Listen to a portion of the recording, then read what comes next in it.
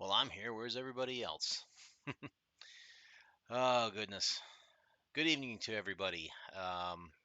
Once again, my emulator doesn't want to behave, so let's go ahead and restart that. So, good evening to you all. 21st Century Jedi here, and I'd like to welcome you all once again to another Sunday evening, trying to beat the blues again. I did notice that, well, I don't want to call them like negative tweets or anything like that, but I did notice a number of not so happy tweets among my followers on Twitter today, and I've reached out to as many as I could to kind of invite everybody in. Let's talk about this sort of thing. It's no good to kind of wallow in the self pity and the misery sometimes. Sometimes you just need to talk it out, and vent about things sometimes, or just you need to find something that makes you laugh or something. And that's what I hope to kind of bring to the streams tonight. Um, where is my emulator? Come on, you. Let's get you running again. Let's see if that works. There we are. Hey, Foxfire, good to see you again, man. Um, Shout out to Pixel Queen GFX and VTuber Luna Fair. Thank you so much for the follows. I have followed you both back as well. I really do appreciate it. Anytime anyone is able to give me a follow, again, that to me is the gold standard, if you will. Again, I don't care about subscriptions, don't care about the bits and stuff like that. If that comes along and we can do stuff like that, great. But if not, happy just to do the followers, get the people to watch in, get people just to kind of enjoy what it is that I do here. So that to me is the magic. Um, so how is your evening tonight, Foxfire? Did you have a good weekend?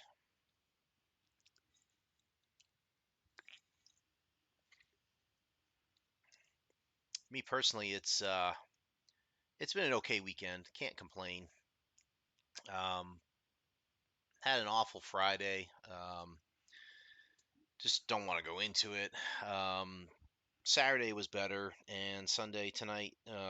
Today was a good day. I got a chance to spend some time with the grandkids and stuff, and um, it's always good when I get a chance to do that. Um, got to got to watch the Muppet movie with one of them today, and that was uh, to me. It's still just as funny as it was years ago. The original Muppet movie. There's something about that movie. I don't know. It's like I don't want to say it's the culmination of Jim Henson's magic because he's certainly done so many things that have lived on long beyond his death. Uh, but it's just something about that movie that just rings home for me. It's like, did you watch that last month? It's such a great movie, Foxfire. The music, um, the music and the guest star appearances, the cameos. There's a lot of comedy gold in there, just a lot of humor. It's lighthearted. It's um, when you compare it to things of the day today, I mean, it's probably slightly darker than your typical G-rated movie, but um, just overall, it's just a fun movie. I do recommend it for people if they really want to just kind of look back and remember when. Um, and again, the music is fun. I recently watched Muppets Mayhem on Disney Plus. I enjoyed that series. It was about 10 episodes long. Probably go back and give it another watch again. There's probably some good, hidden comedic gems in there as well. There was a couple times where I laughed out loud at that series, so that was enjoyable. I'm always a fan of the Electric Mayhem and Dr. Teeth and all that. So, um, yeah, I'm a good Muppets fan. I remember I used to have the LP. My parents had bought it and they showed me how to put it on the record player, and I would play that, every so often and just listen to the songs on that. It's just kind of one of those things that kind of shapes your childhood in a positive way, just like Sesame Street and all the other things that kind of came along in my um, my childhood. Um, so anyway, to anyone who is out there who's kind of feeling a little down tonight, let's talk about it. If you're out there, I want to help beat the blues together tonight. We are going to go into Jumpman tonight by Epyx. This is one that I've been kind of planning for a little while. I don't have like a lot of intricate things or anything like that planned for it, but I do want to talk about it and go and play the game and have some fun with it because it's a fun platformer. It's simplistic in its design, but for 1983 computer graphic design, game design, and sound design, I think it's really among the best out there. This game was quite popular all the way through the mid 80s, and um, it precedes the Jumpman logo by Nike, of course.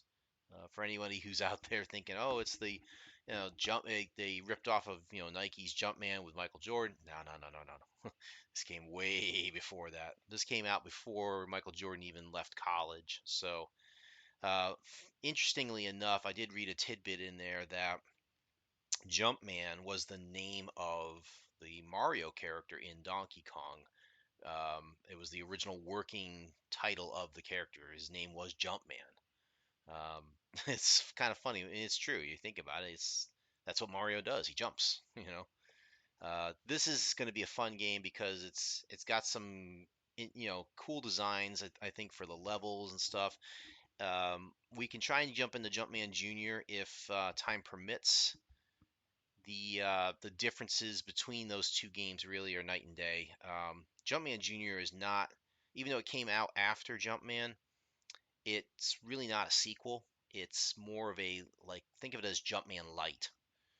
It doesn't have nearly the number of levels. They are, things are kind of compacted down. It was really designed for those computer users back in the 80s who didn't have things like disk drives or data sets. It was just a cartridge basically. So you just buy the game, plug in the cartridge, and you could play.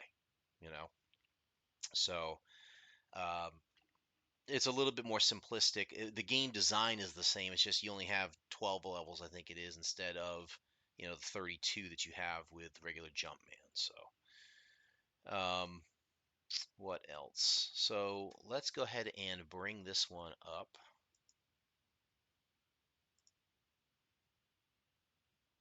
Let's see, where are you? So I do also want to remind people that the Pirates episode that I did will have to be redone because I did not save the episode up to YouTube. I didn't download it, so it's kind of lost forever. I'll need to um, probably redo that one anyway, and it's probably for the best. I could probably do a little bit better with that episode. Love this loading screen, by the way. This is really just basic text graphic Commodore 64 style. You can see it in the font. It's still a basic Commodore 64 font. All of these graphics that you see on the screen could probably be created through the C64 character key set. I do want to take this Jumpman logo and kind of use it as my banner screen for Twitch. So if there are any graphics artists out there who are watching the stream later and they would like to have an idea that I don't get to ahead of time, my vision of this is to take that Jumpman character, which much like this same screen here, except I want to put like a bunch of rainbow stripes coming out from the back of him, so he's kind of like almost flying through the air. Just one thought to it. I might actually try and combine this with some other graphics that I see, maybe to make my banner. That's one thing I would love to enhance about my Twitch page. One step at a time, of course, but this is kind of the vision that I have, is to use that Jumpman character to, um, again, decorate that. So Jumpman came out in 1983 by Randy Glover, published by Epyx. It was first developed for the Atari 8-bit family, and the release versions were also done for Commodore 64, Apple II, and IBM PC. And it is a platformer. Um, I love this intro here because it's a nice little demo of the game. So you've got this will spell out, of course, the title. I think this is cute the way they did this. You got your Jumpman bringing out the letters and stuff. He kind of stalls in the last one, but it's fun. I find it also interesting that they give the address of the publishing company, Epyx, which I believe that building still exists today. Curious to see what the history of that building has been and who's been in it since then. The story behind this game is the base on Jupiter has been sabotaged by terrorists who have placed bombs throughout the base's 3 buildings. The object of the game is to defuse all the bombs in a platform-filled screen. So the bomb, in this case, if you look on the screen here, it's this little orange thing. It's sitting up in midair like that. I'll call it a gem, basically. But that's basically it. That's considered the bomb. Jumpman can. So basically, the idea is for Jumpman to run into each of these bombs, right? And when he clears them, he clears that particular screen or that particular level. Jumpman can jump, climb up and down ladders, and there are 2 kinds of rope, each allowing a single direction of climbing only.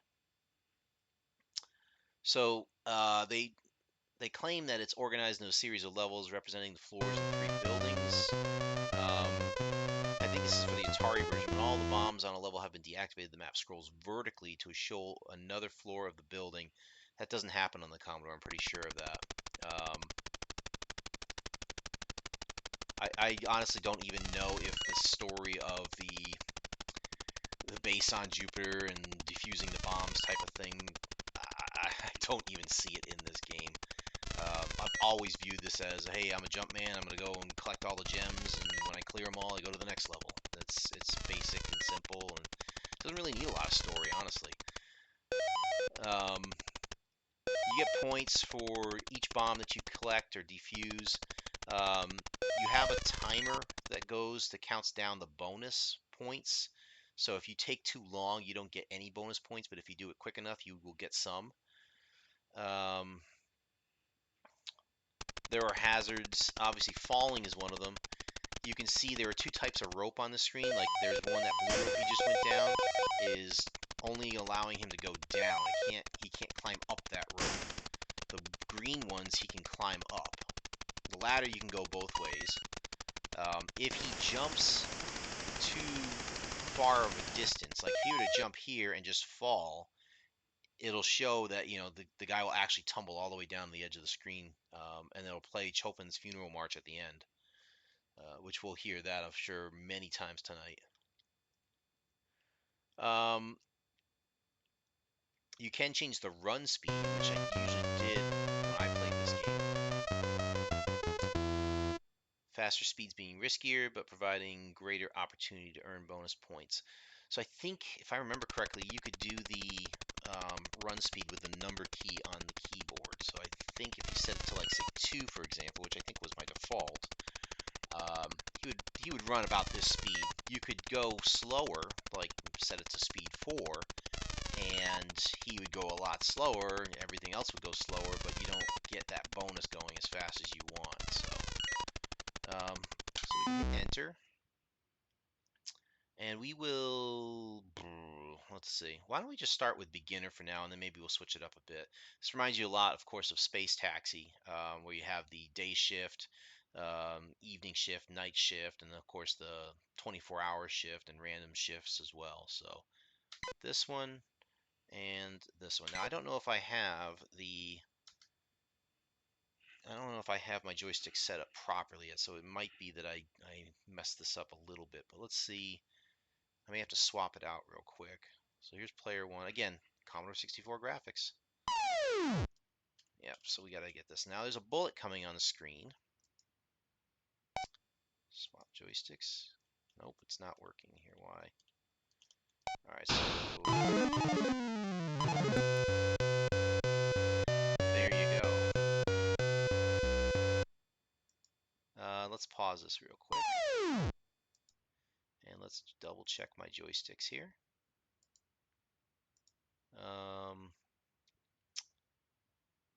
What's going on here? I know I have anti-micro on.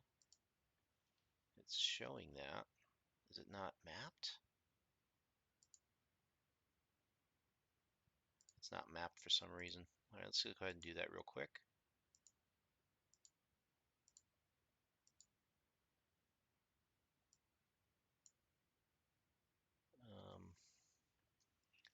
Where are you?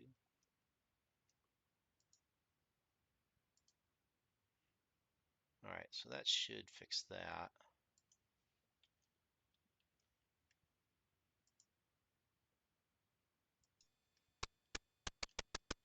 All right, so I'm a little slow on this one here. All right, so what else? What's there to know about this? So we have to pick this up. You don't want to fall off the edge. He's kind of slow here.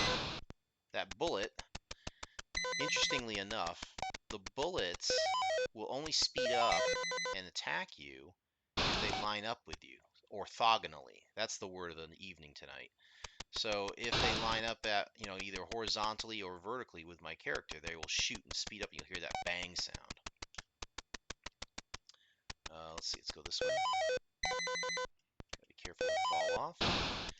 And you have to be careful as well towards the edges of the screen. Like that.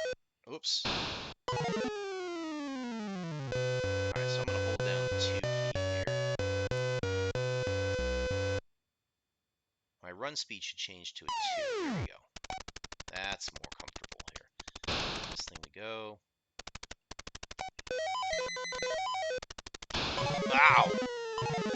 Watch towards the edge of the screen, see? Didn't follow my own advice.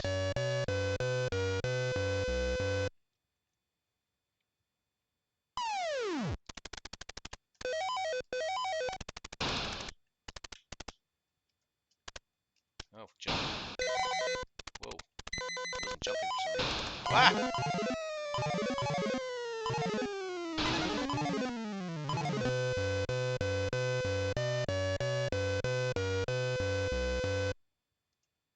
Yeah, I'm rusty. It used to be I would just ace this level. Ah.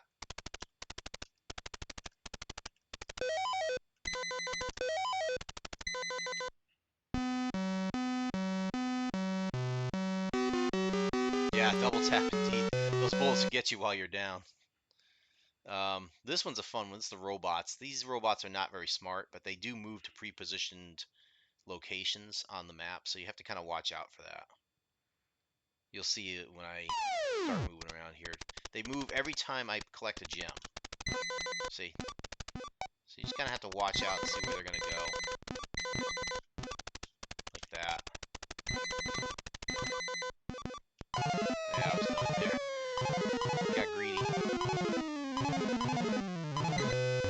It's nice to be able to pick up the gem as you're falling on the way down, too.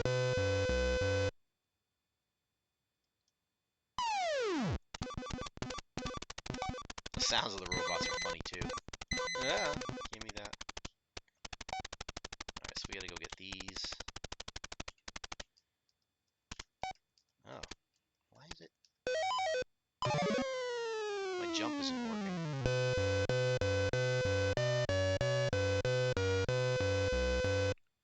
That's weird. Yeah, it's not working. Why is it not working? Oh, is it a directional thing? Really? I don't remember that. I thought you could just hit the button and do that.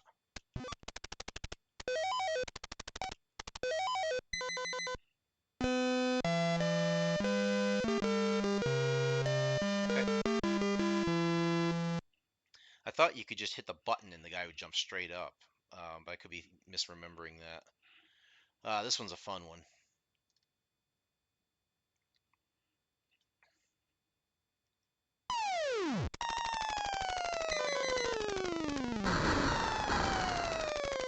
Yep, that's right. You have to outrun the bombs.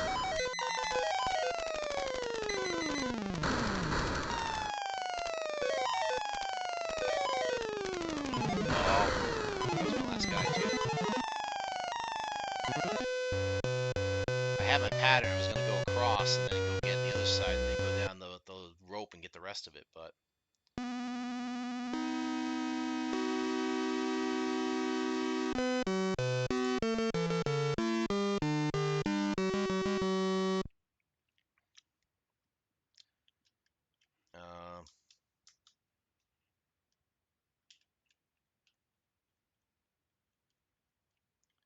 love this.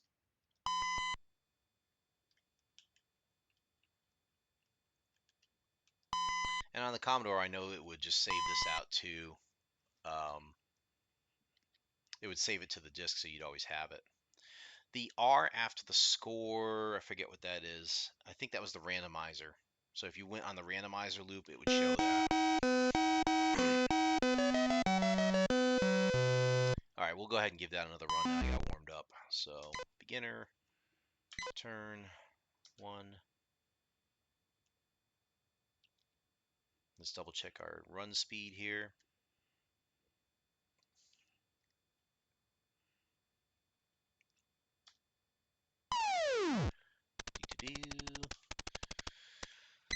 So, oh, I messed up. You can't go down that one little bump. He's not ready to do that.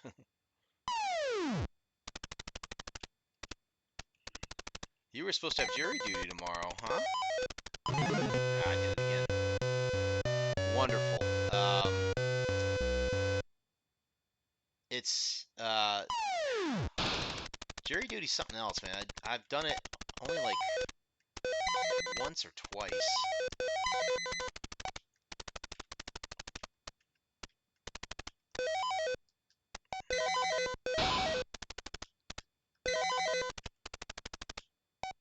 Yeah, you can't. It's part of the logic of the game, man. Ah. I mean, that's how they programmed it in. Like, if you fall down that one level, that's what it does, you know?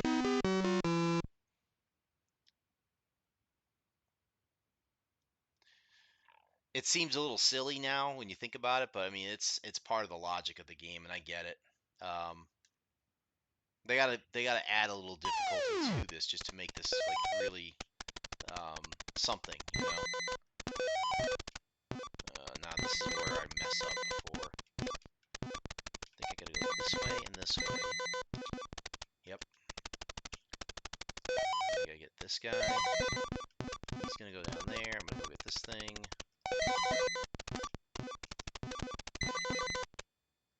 Whoa! Ah! Wow, he went right after me there. Yes, grabbed 2 of them on the way down, though. Dig that.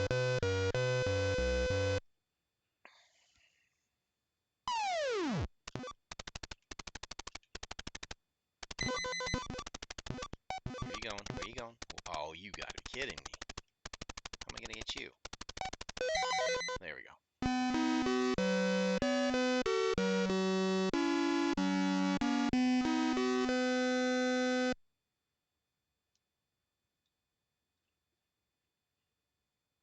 Alright, let's see if we can get through this level here.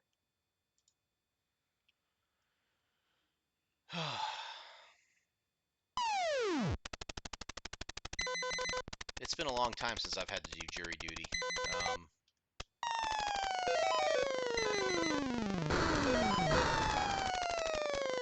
On the one hand, I can see why people don't want to. Oh, that's what just clipped me.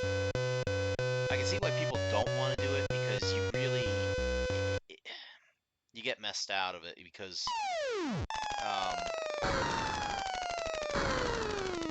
the stipend that they give you for that to miss a day of work. Oh my. The stipend they give you for missing a day of work like that, and most companies I know, they require you to take the PTO, so you're losing double the process there. Oh, yeah, I messed this up.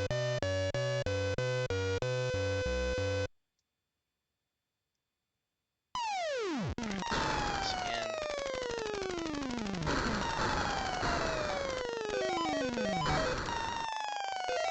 Ah! Figures I jumped the wrong way.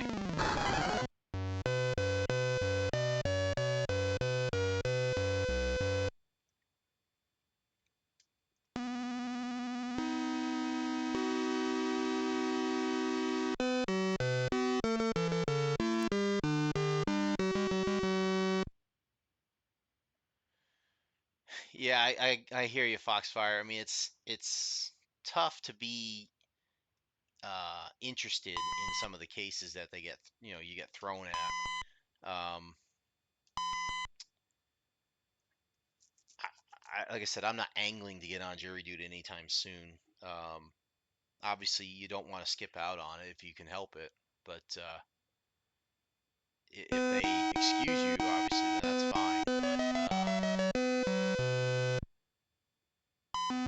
I don't know.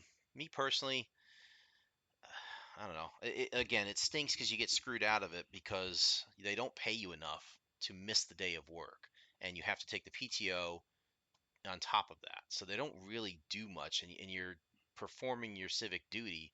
However, there are some cases where you're sequestered for weeks or months, uh, like in the really high profile cases. It never pays off, you never get that time back. You never, your whole mental state can kind of get fractured a little bit. So it's tough. I really wish our judicial system would do a little bit better in those regards. But anyway, before I go on to I'm going to try and do beginner one more time, see if I can go a little further into it. Just to give you a rundown on the development of this game, though, Randy Glover was the guy who developed it. He was living in California. He saw his first computer in 1977. Um, he played Star Trek at a Berkeley University open house, and that prompted him to purchase a Commodore PET in '78 and then upgrade to a TRS-80 due to its support of a hard drive. The idea of Jumpman came about after Glover saw Donkey Kong, ironically enough, in a local Pizza Hut, which the main character was called Jumpman internally by Nintendo. Um, he wanted to make a version of Donkey Kong basically for home computers. He looked at the TI-99 4A and the Atari 400. He initially purchased the TI-99 due to its better keyboard, but then he learned that the graphics were based on character set manipulation, so then he went and got the Atari. And that's where the Atari development first began. True, I was reading part of the jury duty slip, and it said your employers are to pay you for 5 days if you have to serve. Yeah, it there is no like upside, in my opinion, to jury duty because of the fact that you don't manage to either regain your wages or whatever. It's just not a fun thing. And again, I really wish that they would do so much better with the way jury duty works and the way that um, they handle things like that. The initial version of Jumpman was written by Albert Persinger using a compiler on the Apple II, moving the software to the Atari. They did a prototype with 13 levels, took 4 or 5 months to complete. Um, they initially approached Broderbund. They were interested, but they demanded that their own programmers, Broderbund, be allowed to work on Jumpman. So then the next day, um, Glover went to, I think it was Glover, right? Oh no, it was Persinger, I guess, met with Automated Simulations, soon to be Epyx, who were much more excited by the game and agreed to allow Glover to complete it himself. So I guess maybe Glover was the one who was shopping it around. Um, at the time, Epyx was in the process of moving from the strategy game market to action titles, which they released under their Epyx brand. Jumpman was the perfect title for the brand, and the company hired him, Glover, that is.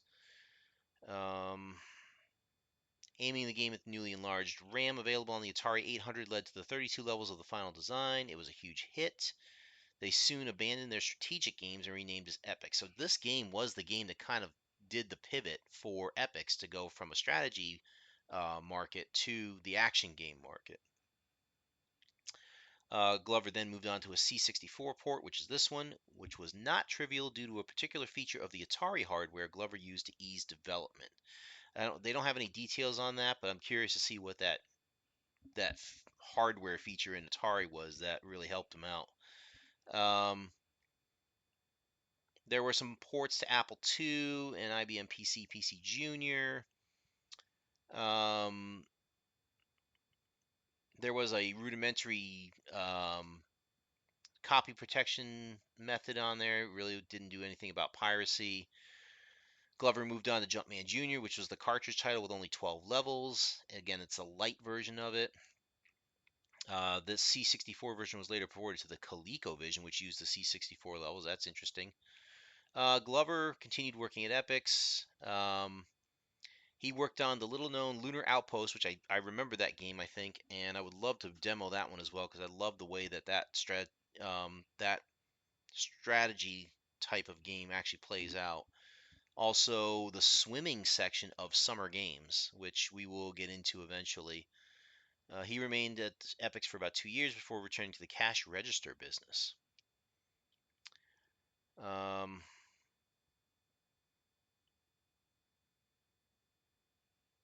so they talk about a little bit more about the sprite collision detection stuff. Overall, Jumpman became a bestseller for Epyx, selling about 40,000 copies on the Atari and C64 until 1987. It reached anywhere between 3 and 6 on the then current Billboard Top 100 Games chart. Miner 2049er hindered the sales a little bit because that was a popular game which was competing with it. So that one held the #1 spot at that time period. A lot of good positive reviews of the game itself from publications like Compute, Softline, um, K Power, and so on. It did very well. There was some effort to put like a sequel forward. Glover tried it in 1998, doing a Jumpman 2 site, but they didn't really get anywhere with that. Jumpman was released on the Wii Virtual Console. Um, Jumpman Forever came out in 2014. I don't know if they ever got anywhere with that. It was originally titled Jumpman 2049. It's considered to be an official sequel, but I haven't seen too much about that. Jumpman was re-released on the C64 Mini, which is a Commodore 64 done in a miniature version, which I haven't gotten around to reviewing yet because I haven't gotten one in stock here, but something I would love to check out. Um, Jumpman Lives came out in 1991. That was an unofficial port or an unofficial release. Apogee Software originally produced it, and then Epyx told them to withdraw it. An unofficial MS-DOS port of Jumpman was done in '94. The Jumpman project was done in 2003, which is an MS-DOS version of the game that could be run under Windows. So, um, quite a number of different ports and stuff like that for a simple platformer like this. I would imagine that if somebody tried to tackle it today, I could see this being like a computer science intro game where somebody could design this in their computer science class. They could probably use the tools that are out there today. I forgot to change my speed, so this is going to go a little slow.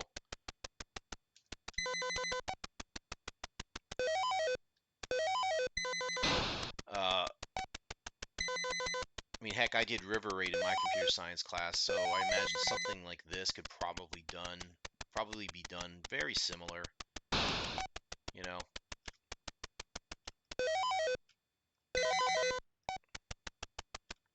and they could probably improve upon it too, is my guess.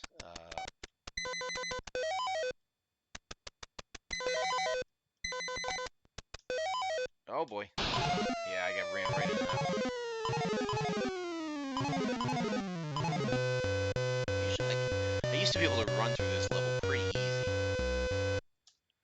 Oh well.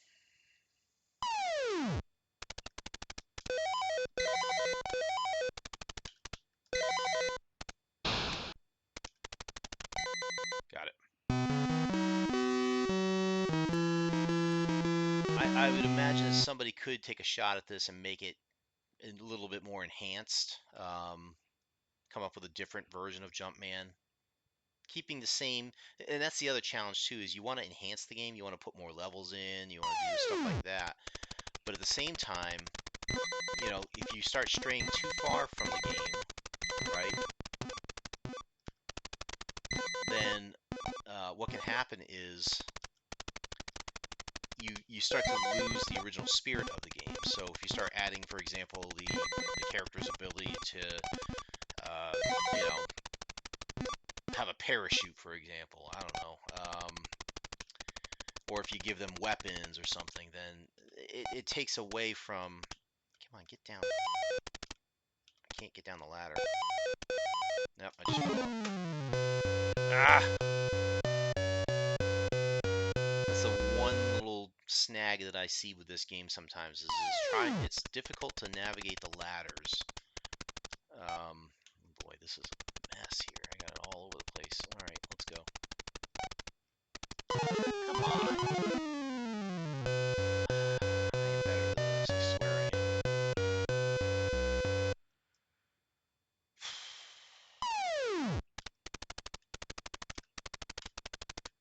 I don't believe I can make that jump too, so I have to go around. There we go.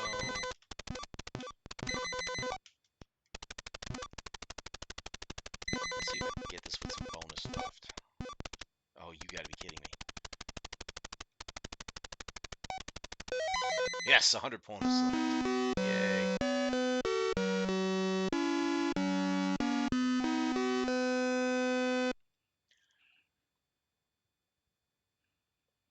I could see different levels being made. I could see different little enemies being thrown at it. I could see, you know, maybe some tricks like a swinging rope or something. I could see stuff like that happening. But I don't know who would be responsible for doing something like that.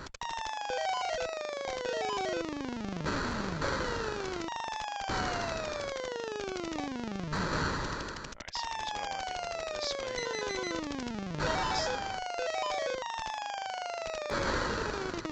I gotta play the dodging game here. Down the rope. Down the rope. Down the rope. Oh, yeah. Not down that way. That's the tricky part, is trying to navigate the ladders and the ropes sometimes, because the character can climb on the platforms a bit. It makes it difficult.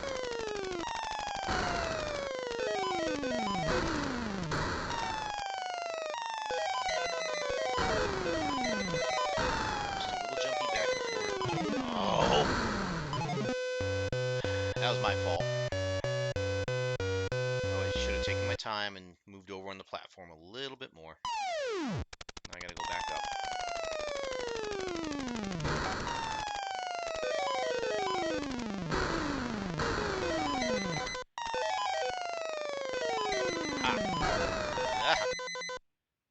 Nice 400 bonus.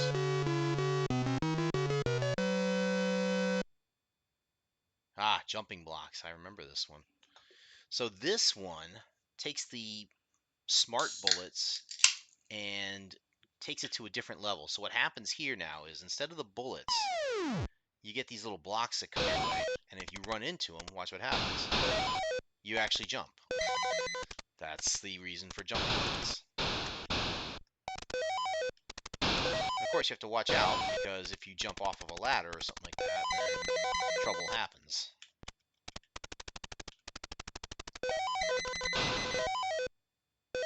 Like that. Let's try and go back up the ladder. This way. Get away. And they really make it tricky, because they throw a lot of them at you. Instead of like one bullet on the screen, there's usually like 4.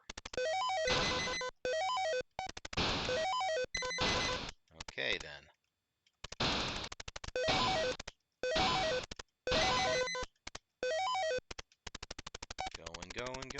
Going. I'm going.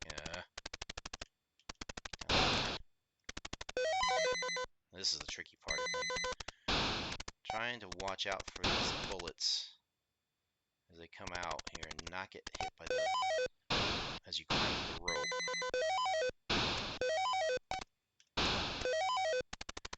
And they don't really make you, well, I guess I'll take that back. They don't really make you go and jump in a random direction, but I think it depends on which way you're moving at the time. So I was moving right, and jumping to the right. So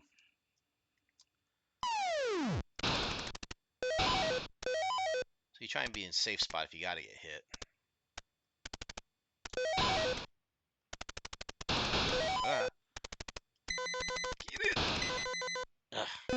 No bonus, but I got through it.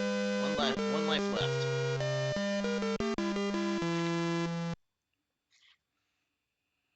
Vampire. I don't remember this one.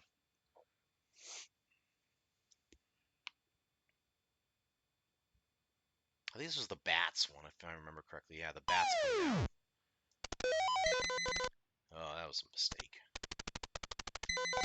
So part of the problem here too is you have like, yeah, here come the bats. Jeep, jeep, jeep.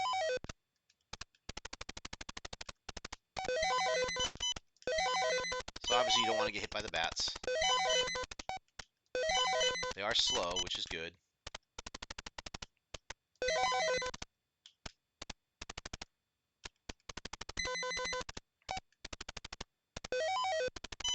Oh, I just jump. No, it's that done. Almost beat it. Almost made it to level 6 there.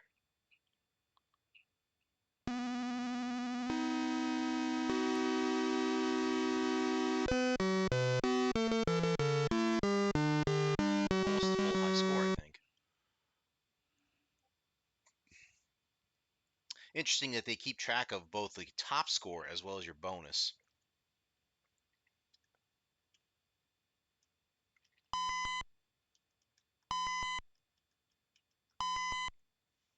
I also remember that the anytime you could make like flashing uh, letters like that, where they cycle through the colors really fast like this. I don't know why. It's just such a cool effect on the Commodore. I don't know what it was about that. We just loved it at the time, you know. It made things sparkle. It made things shine a little bit. Yeah, it was kind of cool. All right, so let's go through randomizer, and let's just see. Oh, now we have robots too. All right, let's see how this goes.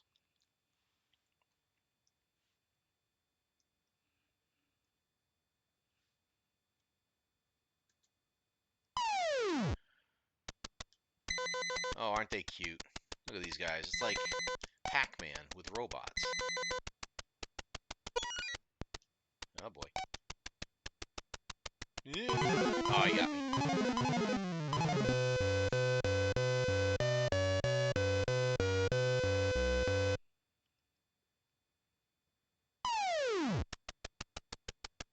Yeah, I forgot to turn my speed back on again. Probably best in this case. These guys. Ugh. Don't come this. No, don't come this way.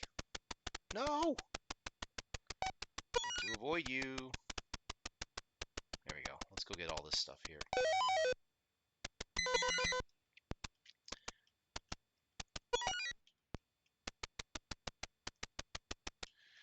There's also something too about the. Can I jump you? When you go up a ladder. Something about the sprite animation with this game too that's pretty cool, like the Jumpman itself. If you look at the running speed, I mean he's not exactly moving his legs. It's kind of funny when you watch it like this. But I mean, going up and down the ladders, I don't know how I'm gonna get through these.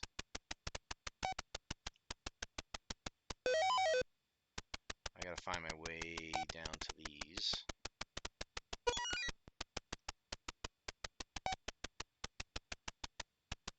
Get down the ladder. Down the ladder would be nice. I don't think I can jump these guys. Try. Yeah, I guess I can. Get up the ladder. Go. Sweet. Just that jumping animation, you know, of just seeing the guy jumping in the air for 1983 graphics, that was pretty cool, you know. All right, Runaway. I don't forget what this one was.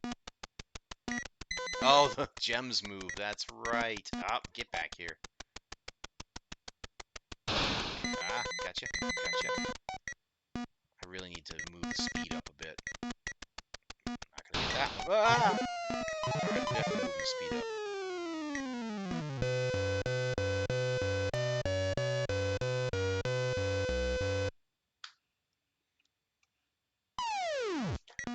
Alright, that's... get back here.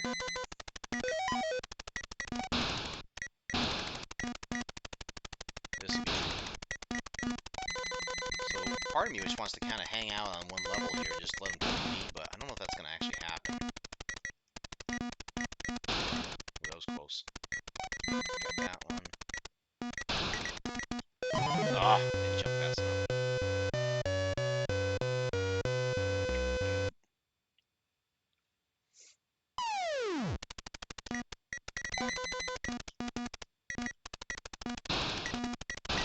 Kind of just want to hang out down here.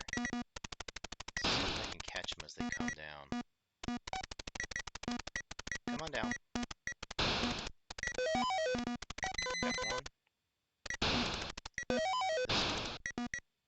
And just keep playing dodge them with the bullets until they come this way.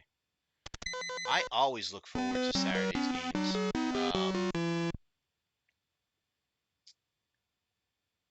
I honestly wish I could play more. And in fact, I wanted to ask you a little bit about that Foxfire. I know we're doing the Iron Gods one too. I'm still not sure about like what kind of character I want to play for that one. I need to get the source material and determine like what would be a fun character to play. I'm not necessarily looking for one that's super powerful or anything. I'm looking for something that's fun, you know.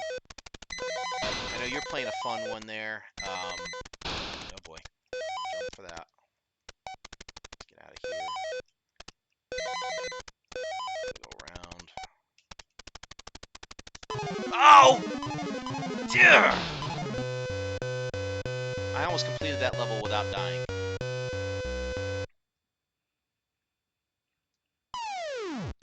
I was so close. There we go. Got a good bonus on that at least.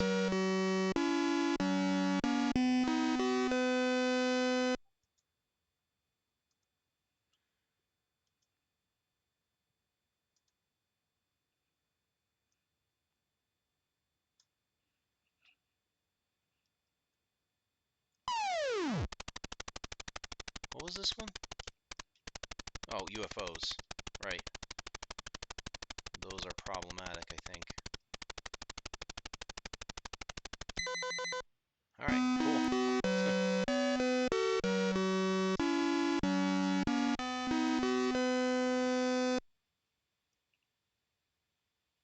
Yeah, it sounds like a good idea, Foxfire. I think we might need to do something like that. Kind of like what I did with this campaign, actually, the first Saturday one with Jerry.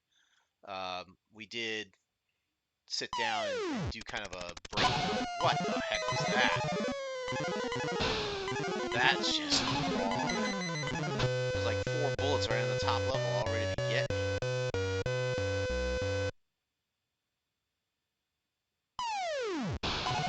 Ugh. Hey, Planetarius. How you doing, man? Good to see you here.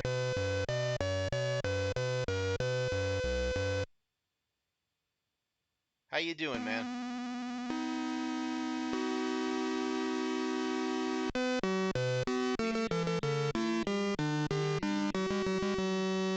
Yeah, that was a rough one there. I don't even remember if I ever played that one going down.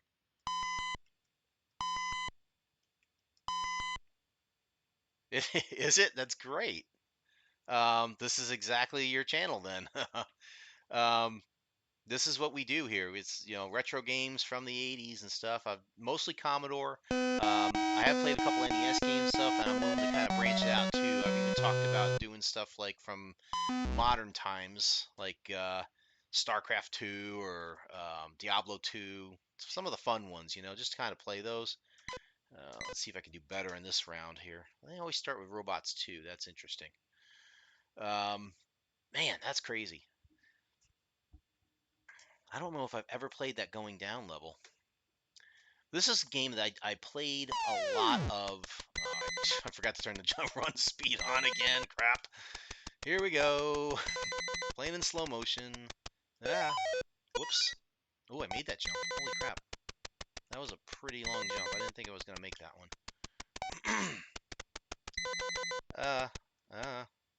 Jump. No, no. Ugh. Got stuck on the ladder again. Alright, I'll speed this up.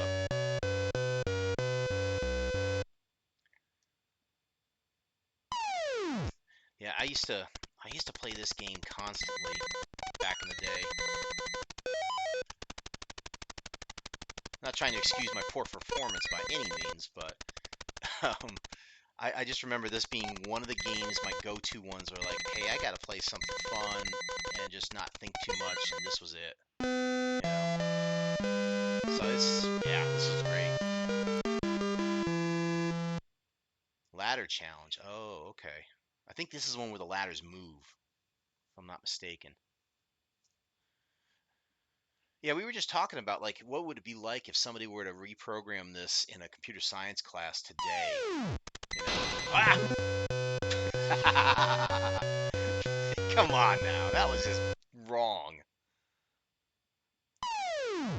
Pick a direction and boom, you get shot. Ah! Wow, that's just awful.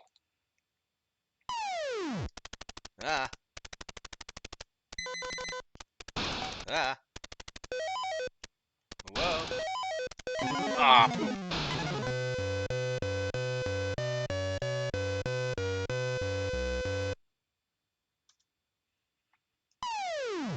Ah.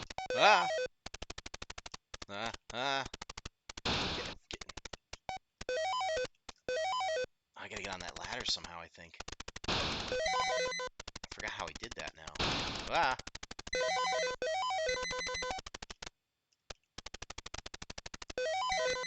Oh, that's right. That's right. We gotta move up and down the ladder. Ah. Ah.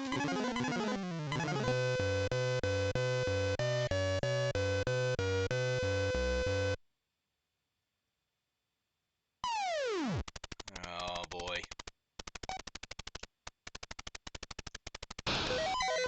Oh no. Crap, crap, crap, crap, crap. I can't get on the ladder. Oh. I think I gotta go up a level and jump on it. This is a tough one. Level 19, I guess that makes sense.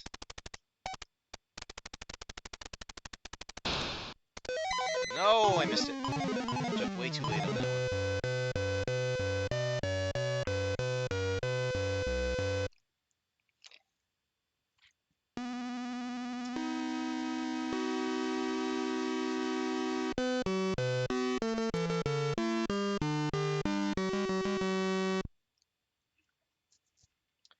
Right.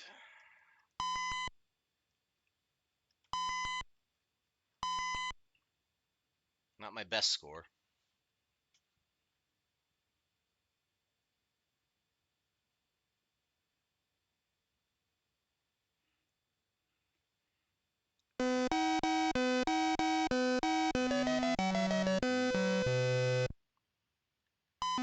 Yeah, I definitely did get hosed on that last one, especially. Man, I went to the right and boom, bullet. I couldn't even react fast enough.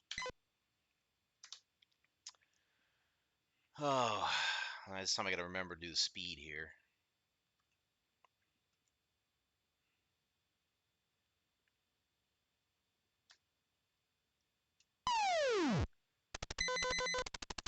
Yeah, I would like to play some sort of an interesting character, like I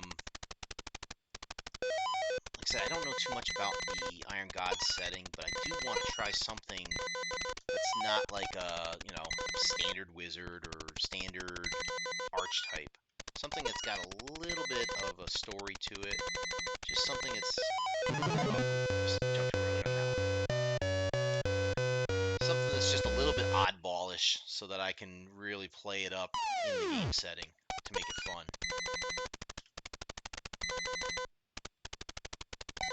There we go.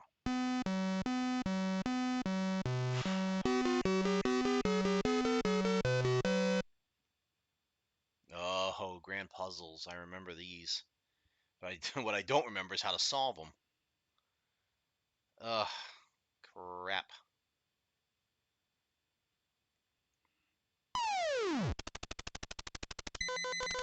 Right, you have a ladder here. That's great. So I'm carrying a ladder. That's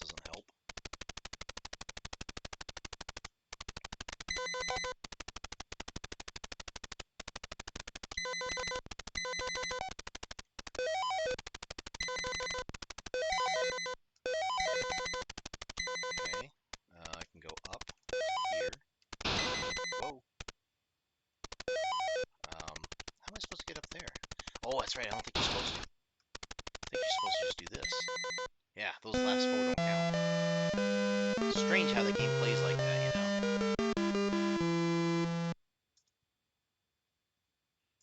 Ride around. I'm not sure I like this one.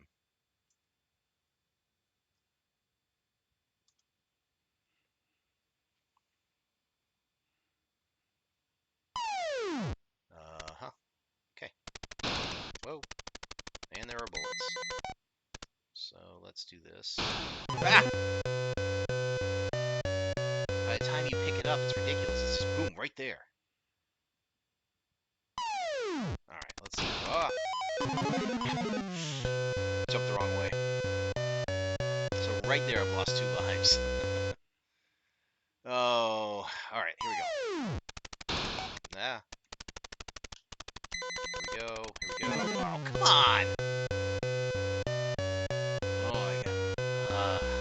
Come on now. Gotta do better than this. Oh boy. This is gonna be tricky. Ah. Focus, use the force. Ugh. I think that one was my mistake. I'm too agitated about the platforms right now. I'm just doing so terrible here. Okay. Get to that. Yes. Get to this one. Fall off. Probably good that I just restart this one. So, no big deal. We'll get through it. It's alright. Oh, Sunday evening, beating the blues. This is what we do.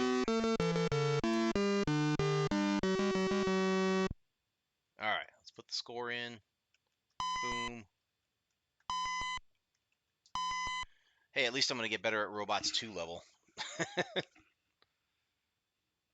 Eventually, you can adapt the patterns, just like you would with, say, Pac-Man or any of the other games that have like these early AI patterns that you can do. I haven't obviously practiced in such a long time, so no big deal. We'll just kind of play through this. Jumpman.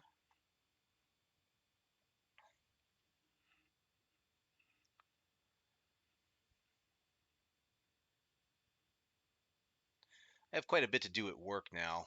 I forgot to change the speed again. Darn it. Now we're in slow motion. Alright. Jump the robot. Get down here. No, this is not the speed I want to play on if anybody's watching here. Get away from my gem.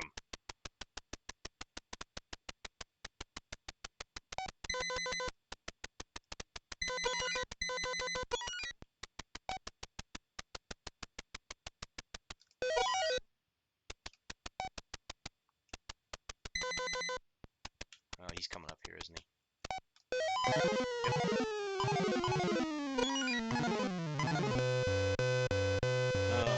Okay. Come on.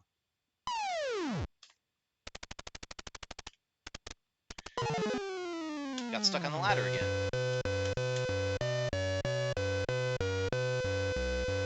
That's the one thing that kills you on this, is that you have these areas where you try and get down the ladder like this. Like, if you don't line it up perfectly, you can't get down the ladder. You have to try and figure a way to move off of the ladder. That's the one negative I can see about this game, is like interacting with ladders and ropes can be a little tricky sometimes. I imagine with enough practice you can just kind of move easy, you know, jump onto it. Wait, didn't we just do Robots 2?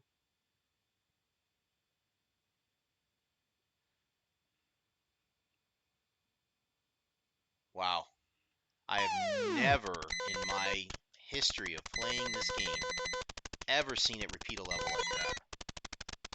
That's unusual.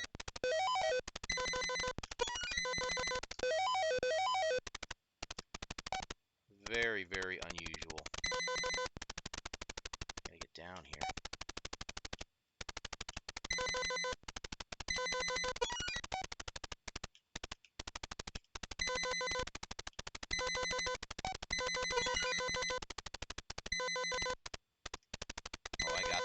got this. There we go.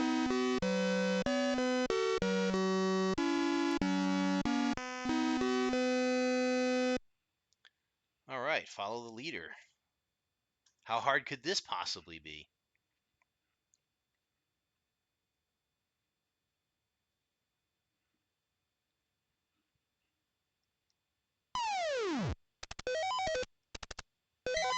Ah! Oh dear. I just got karate chopped by my own ghost. Now that's hilarious. So it means I cannot follow the same pattern. I have to go different ways apparently. Oh, this is gonna be fun.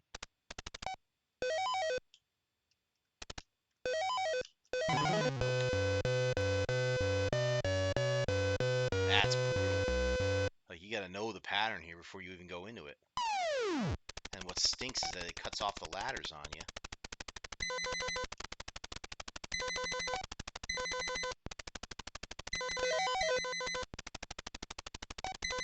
Ah! That's not fair. How did you show up all of a sudden? Got these ghosts just running right after me in purple pants. That's scary.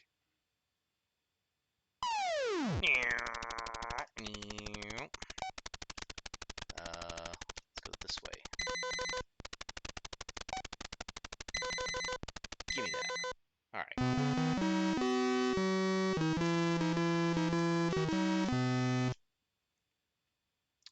Roll me over.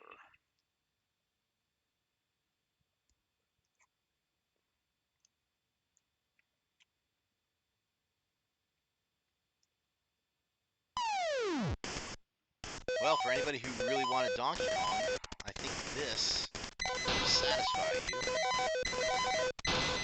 Holy cow. How am I supposed to get down from here? Whoa. Whoa. Whoa. Easy. Jeez Louise, those barrels are insane. Those are insane. I'm pretty sure I can't get... I got stuck on the edge there. I'm pretty sure I can't get hit by those barrels.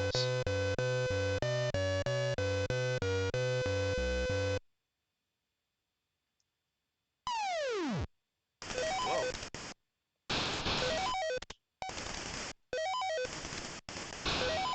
Oh, I couldn't jump fast enough.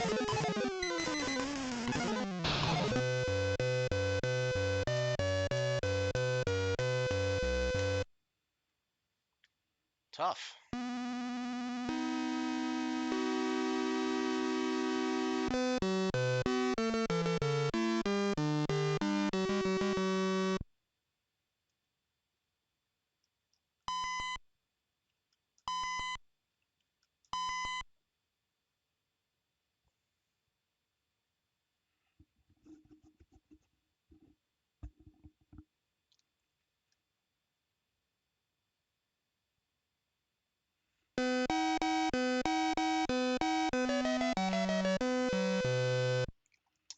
Alright, one more time with this. And then I'm going to go and switch over to Jumpman Jr. Excuse me. Might have to do a little bit of a BRB here as we switch from Jumpman to Jumpman Jr., which is fine. I didn't hit the speed again, so now we're going to go in slow motion. Fine with me. Probably do better this way anyways, the way I've been playing. Ugh, get these robots away from me.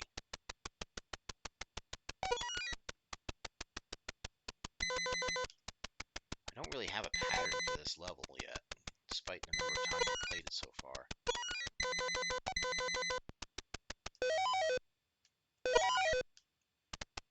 Well, you're going to come this way, aren't you? Yep.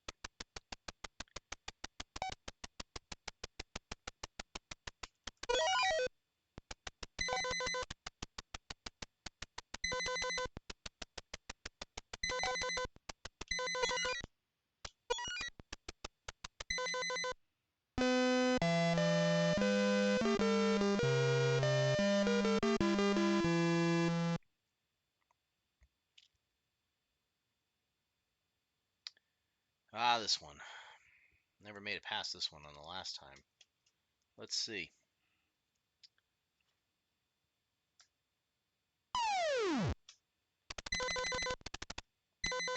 Alright, so it's going to knock out the middle sections, and then I have to ride that ladder all around. If I'm not mistaken. Oh. That.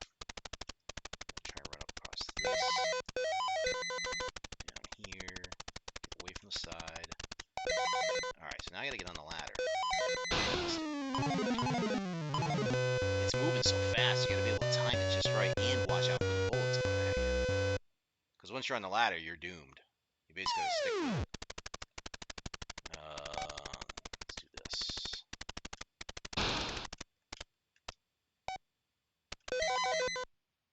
Oh, I almost had it. I should have moved up if I could.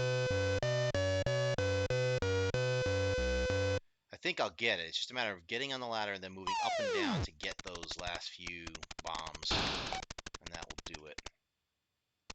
I should have jumped there. Oh! It's not knowing how far it reaches, though. That's the other issue. Yep, I'm going to lose at least one more life on this.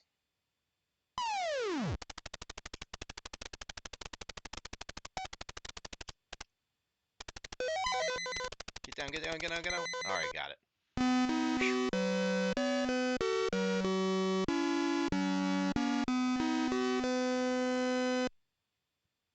Gunfighter? Oh boy. I don't think I like this one. What level was this one?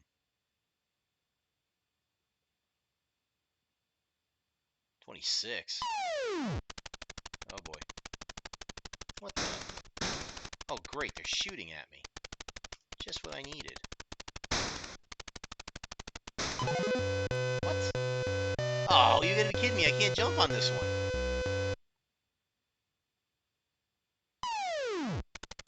Oh no. The heck with this. No! How did I not get hit? Did I shoot the bullet or something?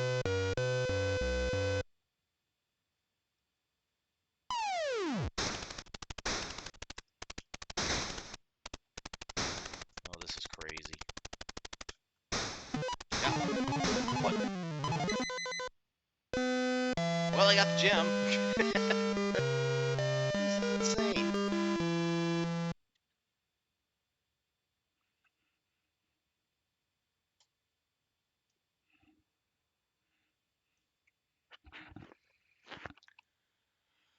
Okay. Let's try this one. Whoops.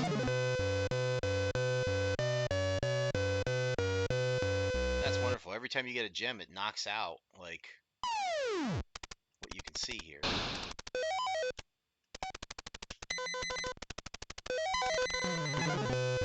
Yeah! No wonder it's level 28. You gotta know that one.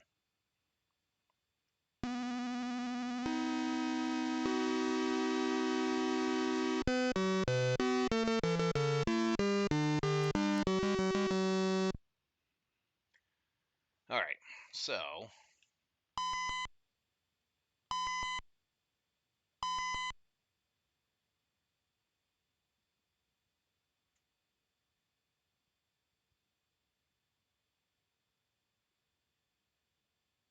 let that save.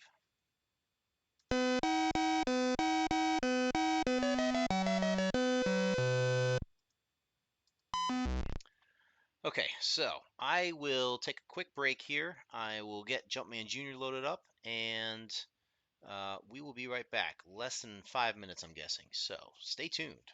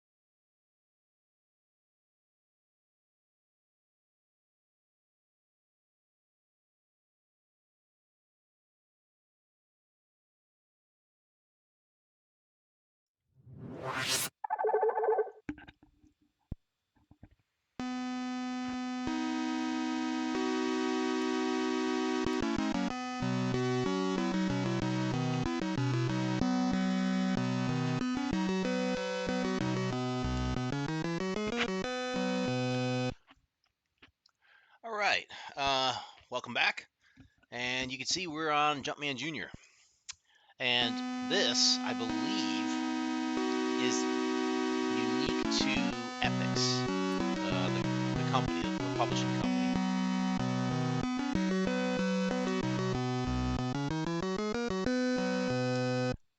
And when I say it's unique, yeah, it's got that play ball theme to it, doesn't it?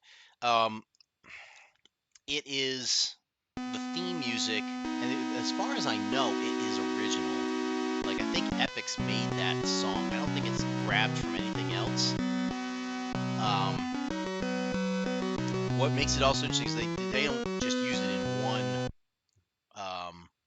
game here. When you play the Summer Games, the Olympic series, basically, Summer Games 2, Winter Games, I forget what other ones you can do. Like the Games Summer Edition, the Games Winter Edition, and all them. You can play as different countries, and one of the countries you can play as is the Epyx flag. You can have that. They show the flags of each nation at the time. You can actually play as Epyx and their little thinking man's logo there, and they play this song as the national anthem, you know. So I always found that really interesting. That they're one of the only publishing companies I know that actually had like a multi-note theme song like this. You know, others are like, you know, you'll hear like the typical one for PlayStation, or, you know, the typical sounds for Nintendo or something like that. But this was the only one that I know where a publishing company like Epyx, a software company, actually had like a pretty decent length theme song. I can't think of EA really doing this. I can't think of anybody else that did this other than Epyx. So I found that interesting anyways. All right, so it's a little different. Again, Randy Glover designed this. Interestingly enough, I found this as a tape data set image on my computer instead of a cartridge. So I'm not sure if somebody converted it or if it was done this way. But either way, let's get back to this. I'm going to go 2.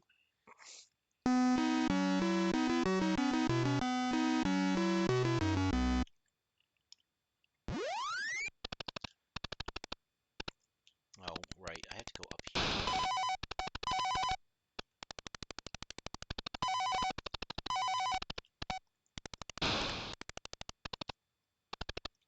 So instantly you can see there's some differences here. Like the game itself looks the same, but the sounds are a little different, right?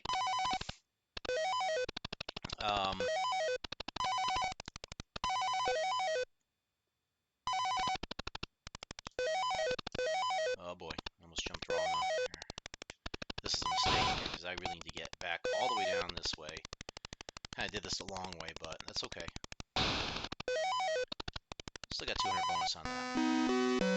You only get 4 Jumpmen here, so that's different. There's really no ability to randomize it. You do get bonus now for each Jumpman that you have at the end of the level, so that's different.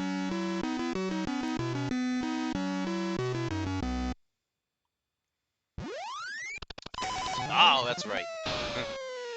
Forgot the fires just show up out of nowhere after you pick up a gem. Chopin's Funeral March is still present, though.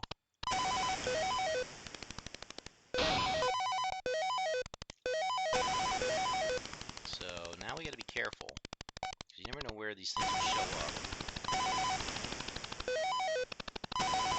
Oops, like that. Kind of have to play it a little bit more careful. Oops. Jumped right into that hole.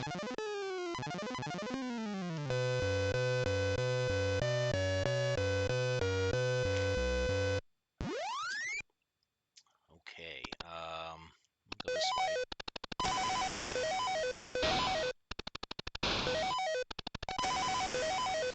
Oh boy, go down there.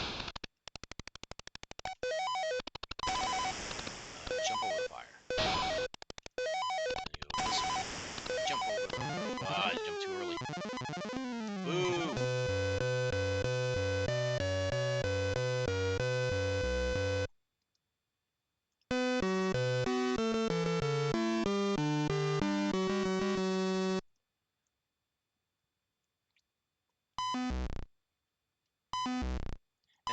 they're adding in the bonus with the high score.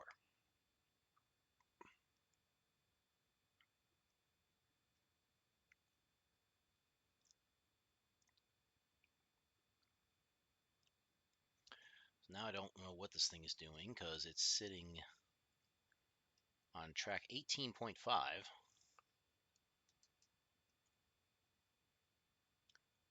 really hope I don't have to reset this thing. That would be kind of silly. Did it get locked up? What happened here?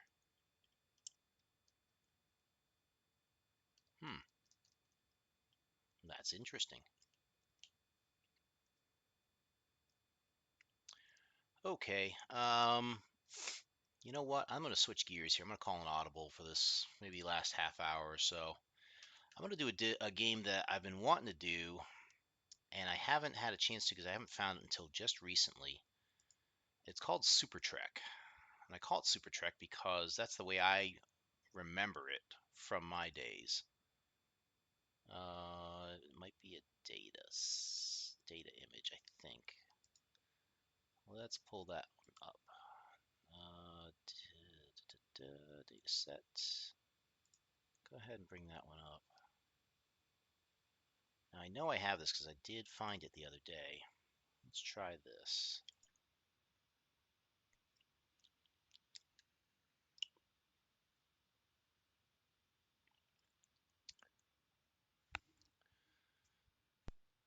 We can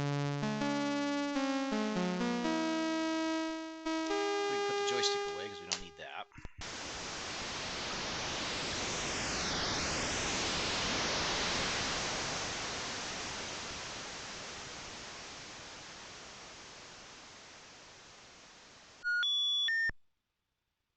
Okay, so a couple things here. Number one, it does seem like you're still using the character set of the Commodore 64, albeit it's changed the font and stuff like that. This, if anybody's familiar with the old, really old Star Trek game from way back in the late 60s, early 70s, this is it basically. The premise of the game doesn't change much. The graphics here I feel like are the best version that I've ever seen. This is the marquee is a message coming in. It's another advertisement, basically, is what it's coming at. So you can enjoy that little advertisement as I'm talking through this. Sysres, by the way, it's a they call it a program manipulation system, um, but it gives you the capability. Sysres was done. This is what this game was actually done in. You could code the thing in BASIC, and then you could compile it in Sysres and enhance it a bit, basically. If you were to run stop this right now and do a listing of the code, you would get most of the code in source in BASIC. Um, by the way, you can do that for a lot of games. Not necessarily the ones that were professionally published, but the basic games like this. If you hit run stop and list when the command prompt comes up, you'll get a listing of the program in the memory. Um, and usually, if it's like a basic program, you're going to get the whole listing, so you can just edit it, do whatever you want, really. So in this case, the Star Trek game is very simple. You're in the Enterprise. You have to travel around the different quadrants in the map, um, and you have to destroy the Klingons, as it says here. You have 21 in this case, and you have to do it in 31 days. And there are only 5 star bases which you can do anything with. It's to recharge your energy or repair your ship and things like that. Um, what else about this one? Um, so the idea is pretty basic. Like I said, if you've ever played the Star Trek game, in your youth or something like that, most people have played it from my era. Um, that's one of the first ones we probably started off with when we were kids. It comes in many different flavors, but the premise is still the same. You have different quadrants. I think it's like a 8x8 grid. Okay, so we'll go ahead and display this. We're in quadrant Pollux 1. Combat is here, and already we've got a little bit of So how does this work, right? So you've got navigation basically helps you move. Your short range sensors basically show you the current picture that you're seeing here.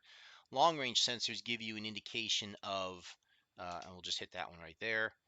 You can see what is around you. So the little butterfly looking icons that you see here is the edge of the galaxy, basically. Um, the KBS at the top shows you the Klingons. It shows you the what's the star base and the number of stars that are in the system. So the stars, of course, are the asterisks that you see on the screen here. Um, you don't want to shoot into them with a torpedo because it'll just block it. So you have to kind of, make your plots carefully when you do stuff like that. Um, your phasers, that basically allows you to shoot a bunch of energy at the enemy, whatever you're shooting at. Torpedoes, you basically it's a fire and forget type of thing, so you got to line it up and make sure you plot accordingly so that the torpedo will actually hit the target. Shields, of course, raising the shields will help protect your ship. Damage report gives you the damage report on your ship, so everything looks okay here. Um, you can do computer instructions here, which allows you to do something like you can actually kind of cheat in a way. Um, so you can do like, well, galactic record. This shows you what you've mapped out so far. Um, computer status report. Here's where you're at in the game, right? Um, torpedo data. So what this allows you to do is plot out for every Klingon battlecruiser that's in this sector. It will give you a direction and a distance. So the distance really doesn't matter too much. It's a matter of just deciding what direction you put it in. The directions go as follows, like one is going directly to the right of the ship, and then it goes 2, 3, 4, 5, and so on. So in this situation right now, I really can't throw a torpedo at that Klingon, otherwise it's going to hit that star. What else can we do? Nav data if you want, case calc, which I forget what that does. Quadrant 8-1 initial coordinates, I don't know. Let's try 8, comma 1. And let's go 7, comma 3. So you got a direction of 1.5, distance warp factor 2, and that'll get you there. So the last one is Corbomite. That basically allows you to self-destruct your ship. So first thing we're going to do is we're going to get our shields up to about 1400. And we're going to go ahead and fire phasers at this guy. I'm going to throw, since we got time, I'm going to throw a lot at this guy. I'm just going to blow this guy out of the water. So we'll go 800.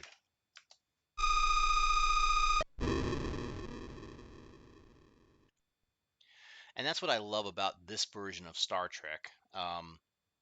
Just the graphical capability of this. It shows the ship actually disintegrating. You didn't see that too much on the older versions. It was basically just very simple text graphics. The game itself was pretty much the same, but you had very basic text graphics that kind of got you through the game.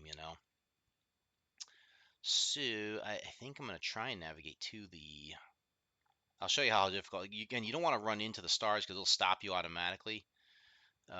So we're gonna try. What's the way to navigate here? So navigation.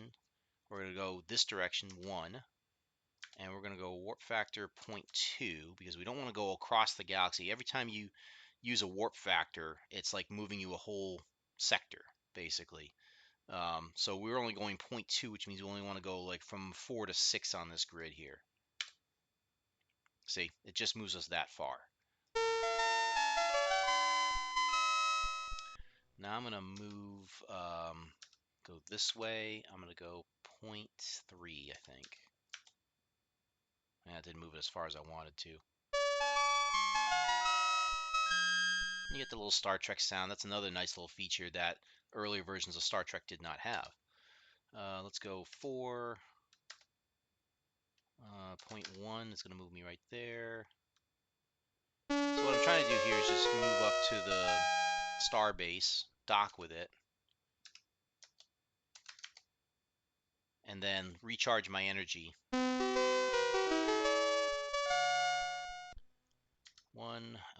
4.1. So we drop our shields. Now we redocked. Things get repaired, which they didn't get damaged in the first place. We have full energy. And incidentally enough, if you are playing this game, you want a little bit of a cheat here. If you have Klingons in the same sector here as your starbase and you're docked to the starbase, you can shoot a good chunk of energy, like 2,000 units of energy, and blow away, everything that's in your path, and your starbase will instantly recharge you next turn. Also, anything shooting at you while you're docked at the starbase doesn't get through because the starbase shields protect the Enterprise. Okay, so long range says we've got 2 Klingons to the sector above us and 1 Klingon to the right. So we're going to go ahead and do a navigation 3. And I think I want to go 0.5, only because I don't want to go and waste time. Every time you use that navigation, it deducts from your time remaining. We have plenty of time, but we just want to kind of, play this so that we can get the maximum amount of time, left over. It does factor into your efficiency rating at the end. I haven't done this in such a long time. I don't know what it would be. So shields up. We're going to put it at 1400. And then let's go ahead and do this. We'll do the torque data. So one's going at 3.2 and the other one's at 2.33 repeating. So let's throw a torpedo out. 3.2. There we go.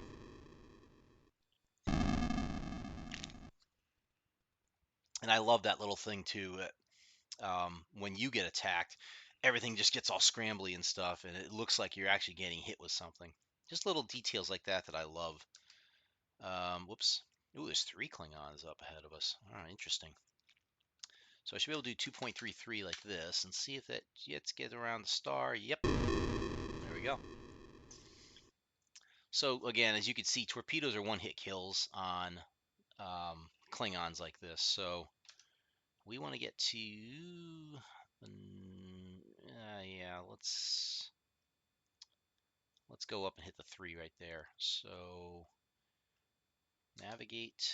I'm going to go 2.5 to get around that star that's up ahead of us. Warp factor 1. Oh, space storm. Oh, bad navigation. That was my problem. So we've had damage to the dilithium crystals. Doesn't show up on our list here, which is fine. It might affect the Corbomite if we were ever to self-destruct. But that's another thing I forgot about with this game is you would have random space storms happen. And when that happens, you can actually incur some damage even with your shields up. Man,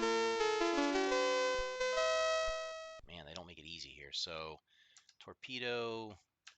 This one we know we can hit because that's a straight shot. Also, if you move while you're in the sector, the Klingon ships will move as well. That star is really wreaking havoc. So what we're going to do is we're going to shoot lasers at it. Let's go 500 units on both of these guys.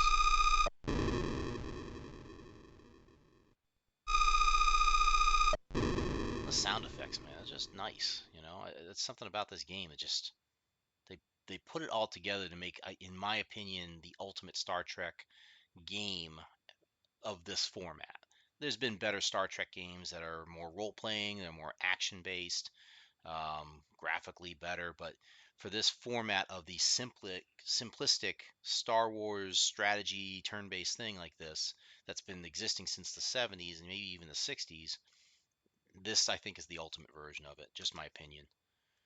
Okay, so we have a star base up there, and I know we've got Klingons down there, so let's go up. I don't, kind of go up. Let's just see if we can dock with a star base or not.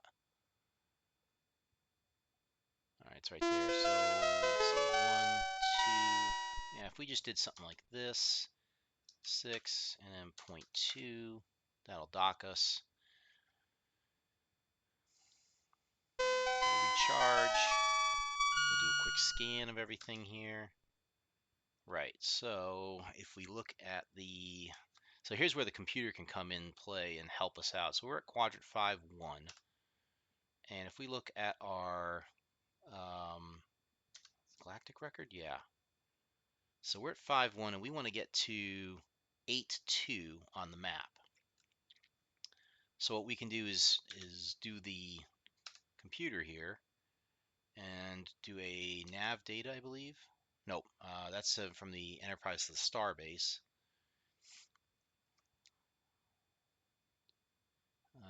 So if we do this, I can do a case calc. Curious what the galactic map shows. Oh, these are the names of the Milky Way and the quadrants, right? I always found this kind of cool too, that they named it like this and did all this up. 8. Let's go to case calc 5182. 7.33, distance of 3. So we'll try that. Let's go ahead and do nav 7.33, 3.1, I believe.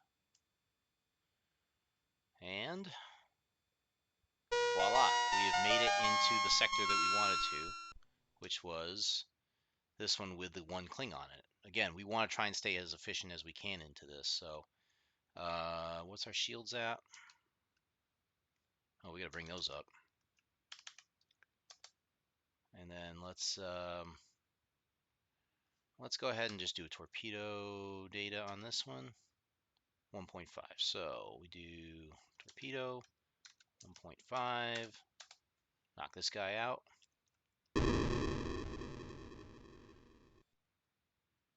And I'll admit this too, that for people who have played this game, it gets kind of boring after the first couple rounds. Especially if you've beaten it.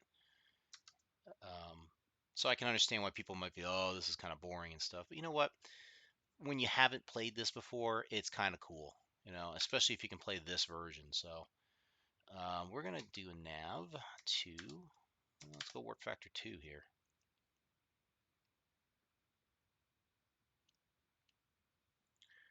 Oh, no starbase here. That's great.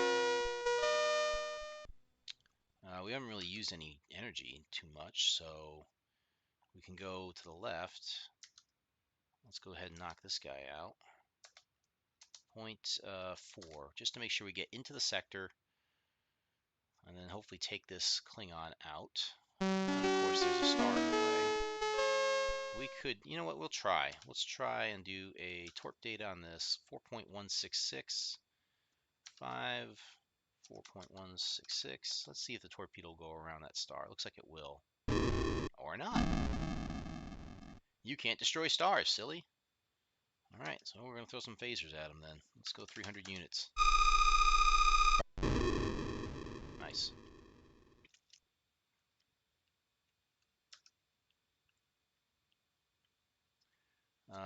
Let's just make sure that our galactic record looks good. Alright, so we haven't gotten those down there to the southeast. Let's go ahead and move that way. We want to go 8 point... I think we can go 8.5. Well, let's just go 8. And warp factor, let's go 0.5. That should get us around the star, and then we should be able to get into a sector we haven't been before.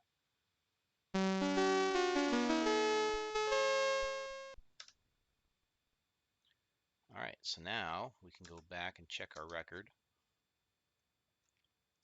Alright, so again, according to the scans here, there are no Klingons. That's the first digit in the column, and we are coming up empty there. So we need to go and find where the Klingons are at this point. So I'm going to go and head over, well, let's do navigate 3.1, just move up 1, and then we're going to go over 2.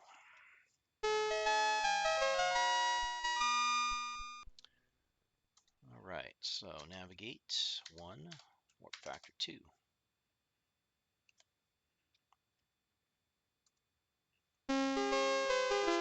Where are they? My goodness, they don't want to come out and hide and play here. All right, so we got to go over one more, I think. So we'll navigate around this star by 0.1.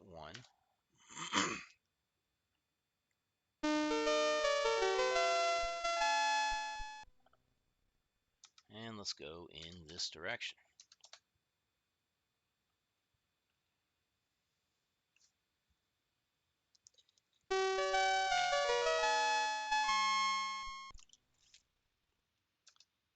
Scan says, ooh, look at that. So we have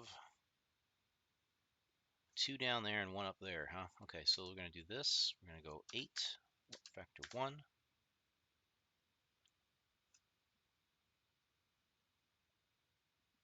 Oh, nice. They're lined up nicely here. So we can just do, let's see, we have our shields up, so we're just going to do this, and we're going to go, boop, take that one out. I should be able to fire in the exact same course and get the other one.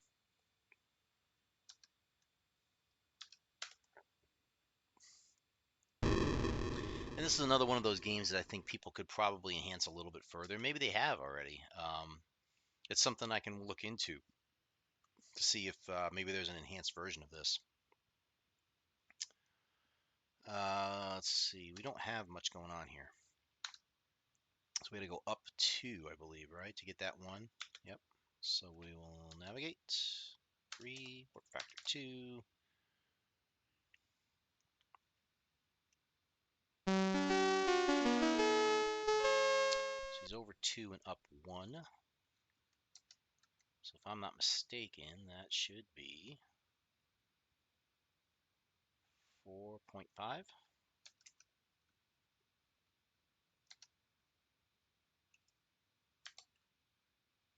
There we go. Ah, there's one ahead of us too. Okay, so we'll go navigate 3. We'll go warp factor 0.6. Try and cut down on the time a little. Ah, so this one's going to be 5.5, I believe, because it goes over 2 and down 1. Ah, there's 3 up ahead of us there. Okay, so 5. Let's do 5.5 and take care of this guy.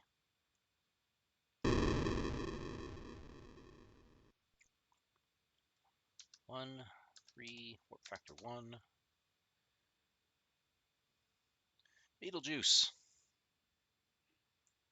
Oh, nice. They're lined up nicely here. All right, take care of one of them. We have 4 torpedoes left. Let's take care of that one. Right ahead of us. Now we're going to get hit with 2. Let's see how bad. Sometimes they can hit you pretty hard, depending on the randomness of the program. Let's see, 1, 2, 1. Whoops. 0. I want to fire, let's see. I want to go 8.5 on this one.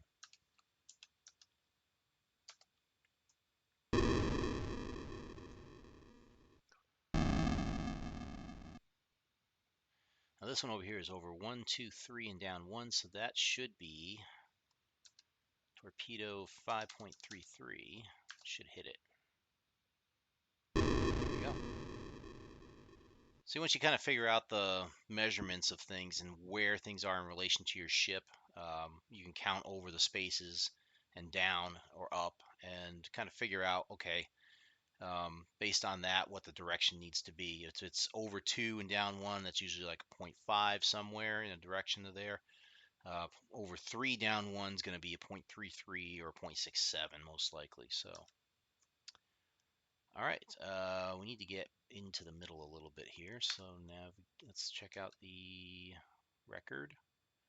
So you want to go, I want to go 2, probably 2 to the left, I guess. We've encountered 1, 2, 3, 4. There's only 1 star base left, so that's going to be tricky. We're going to have to find the 5th star base and recharge if we can. So, yeah, let's look at that again. I got a star in my way.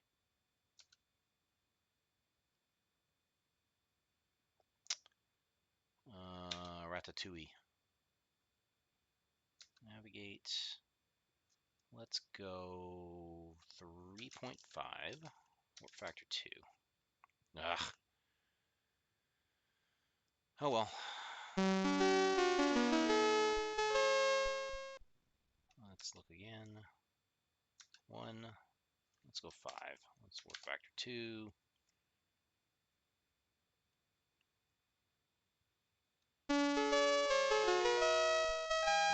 torpedo left. We have enough energy for phasers if we need it. Ah, these guys are hiding. So, where to go? Navigate. Let's go 3, warp factor 2. Still not running into them.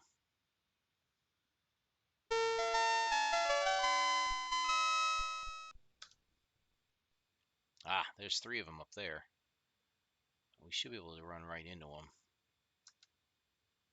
2, warp factor 1.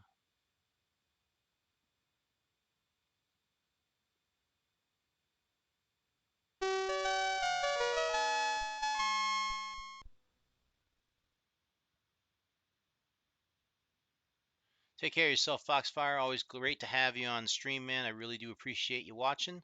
Hope you got a little bit of fun out of this and laugh at me, jumping down on Jumpman here. Yeah, let's keep in touch this week. Figure out what we can do about Iron Gods.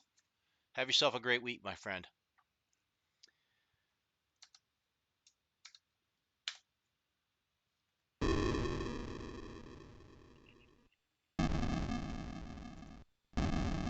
Oh, getting hit hard here. Phasers. Let's fire 300 units.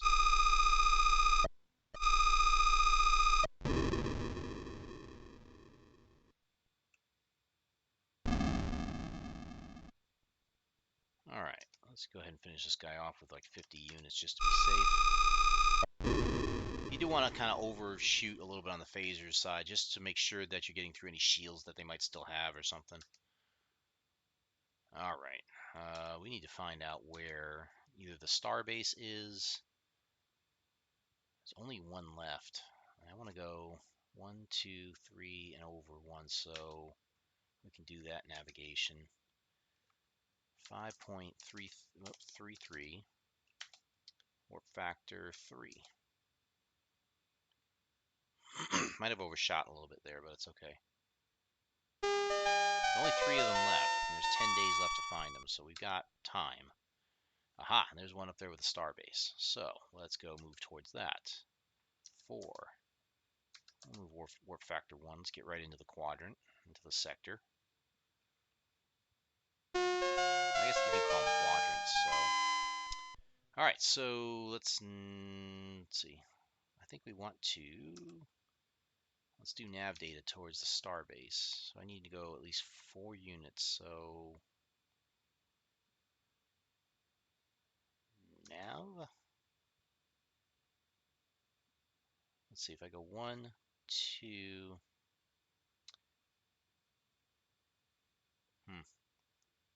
I want to go that way.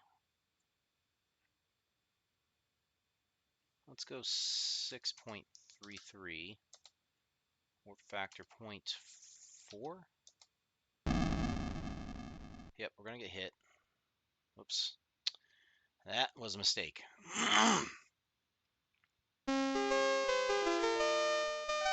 Alright, so we're going to want to shoot here. Try and take this guy out quickly. Or not. Shield control damage. Uh-oh. I'm going to try 150. Oh, he's hurting. Warp drive damaged. Uh-oh.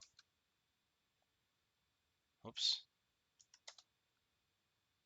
Phasers. Give me... Oh, boy. Let's try 25 units. Excuse me. All right, so we've gotten that one down. So now we are damaged.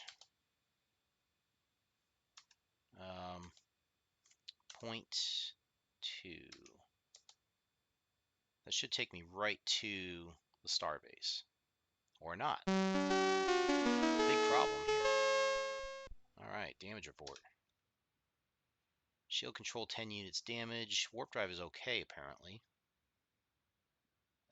We're going to have to move here. So can we do anything with the shield? Nope. We might get destroyed here, so let's see.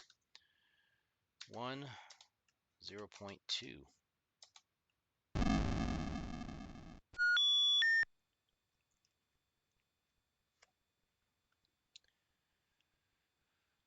Alright, so we had to do some energy diversion thanks to Scotty working his magic.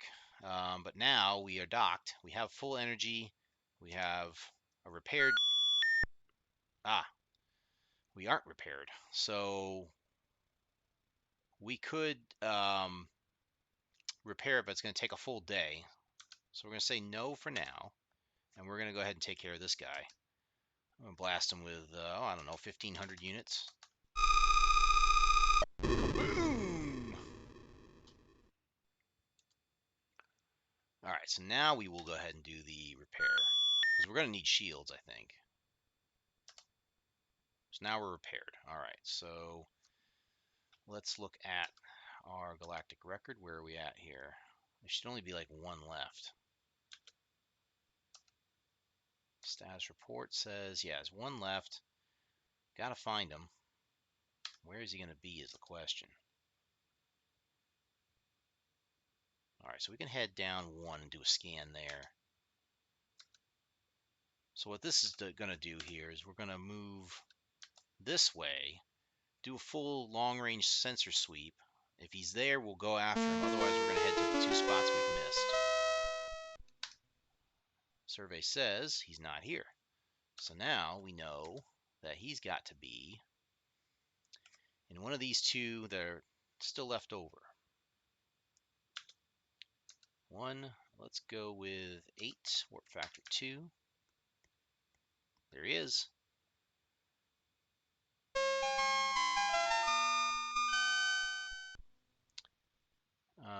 You know what? I'm going to be cavalier about this and just do a torp data on him, 1.67. We'll just fire our torpedo at him. And that'll take care of him.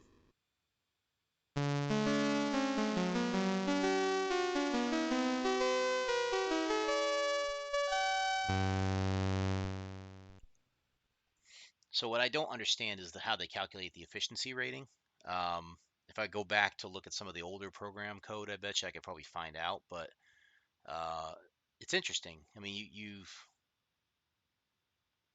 I don't know if it's like you have to destroy more Klingons in days that makes you an efficient captain, but they probably also factor in like energy used, maybe, and torpedoes used too. But here, if we do no and do LIST, aha, if we run that, it's going to do this. It's going to rerun the program. I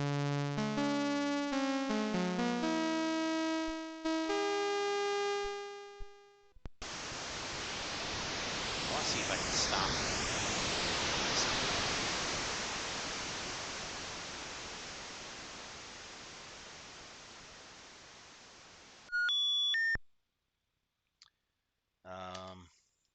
Oops.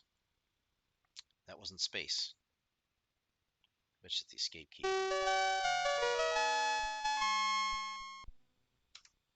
So we got a break. Try and get down the list. So here we go. Here's the source code of this program.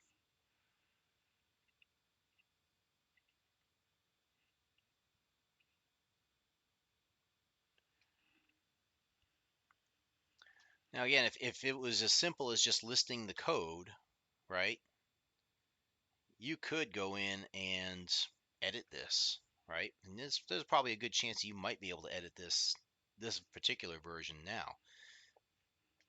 If you keep watching though, it will get down to the end where there's still some code left, and it kind of goes and blips through it real quick. And then it leaves this whole sysres screen like this. See, Super Trek 64 Plus, Don LeKay, good job, dude. Appreciate it. You did an awesome job on this. If you're out there, great job to you. Hopefully, you're still doing well. So again, it was a conversion. It was a port from somewhere to the Commodore 64 using sysres. Again, I've never used sysres, so I have no idea. I just, it's one of those little quirks that I found of this program that I found very interesting. Again, I would love to be able to edit the program and do more with it. I don't know what I would do at this point, but I just find that sort of thing interesting. It's the I don't want to say it's the hacker part of me, but it's just the part of me that wants to um, improve things, tweak things a little bit, see if I can put my own spin on it. Never to do it to release it as a public product or anything like that, but just for my own gameplay usage. Could I do more with it? Could I make it more challenging? Could I, do something else with the torpedoes and the phasers to make it more difficult or more interesting? But anyway, that's going to do it for me tonight. I appreciate everybody who's kind of watched this stream and hung out with me for tonight. I am trying to work towards making these streams a little bit more lengthy in the evenings. I think what I might do is shift my schedule a little bit earlier so that I can get a little bit more time in. I feel like the 8:30 to 11:30 slot's a little bit ambitious for me because I try and get to bed right after that, which doesn't always work. So I might start moving this stream a little bit earlier so I can extend it a little bit longer. Same thing for the Wednesday one as well. We'll see. We'll figure that out. Um, I hope everybody has a great week this week. You can reach me on Twitch or on Twitter, I mean. You can reach me on my Discord as well. Don't be a stranger. Please feel free to chime in and say something in the chat if you're watching. Just a quick hello. If you're shy and you don't want to talk or anything like that, that's cool. I get it. A quick hello lets me know that hey, you're there, and I can address you during the stream, and I can you know, try to talk with you and stuff. And again, if you're not comfortable talking, that's cool. I get it. I myself will go into a stream, lurk a little bit, and get out. Um, but for me as a streamer who's kind of struggling with this and trying to get more people to watch and more people to follow, it really means the world to me if you jump onto the stream, even if it's just for a few minutes, come in and say hello. Maybe there's something you like that I do, or maybe, hey, you found this funny or whatever. Don't be shy. I know it's hard to do, but please feel free. Don't be shy if you're coming into this channel for the first time and you're just watching it. I really, really do appreciate all the feedback, all the input, all the people who watch and follow. That's what I do this for. It's not for money. It's not for anything else. It's just, hey, I'm having fun. I want you to have fun as well. So again, that's going to do it for me tonight. Catch you on Wednesday. I don't know what game we're going to do on Wednesday yet. I'm hoping it's going to be a fun one. I'm going to try and see what I can do to make more laughs in this stream if I can. So stay tuned for that. Hope you have a great week. Hit me up on Discord or on Twitter if you're feeling down, you need someone to talk to. Happy, as always, to talk to each and every one of you. So take care of yourselves, take care of your mental health. Um, Stay safe out there, and I will talk to you on Wednesday.